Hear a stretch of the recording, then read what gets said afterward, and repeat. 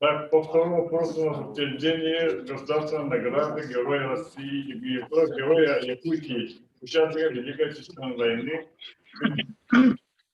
1955 годов. Информация, не кажется, вы, да? Да.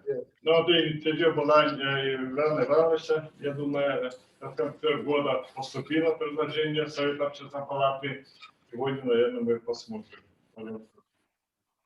Да, нам вот поступила такая настоящая народная общественная инициатива от нескольких общественных организаций.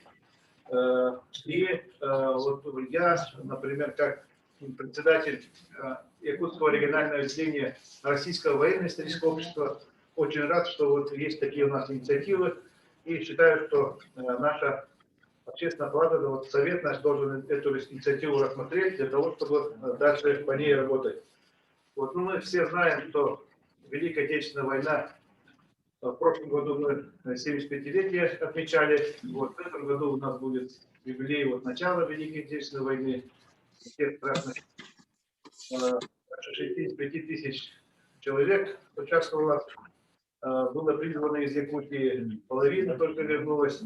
Вот, и мы все знаем, что в те трудные годы, в 41-42 годах, да и в последующем, были очень много наступлений, отступлений, как документы, вот, и очень много наших земляков, к сожалению, не получили те награды, на которые были представлены, а многие даже не успели быть представлены к наградам в то время, во время войны.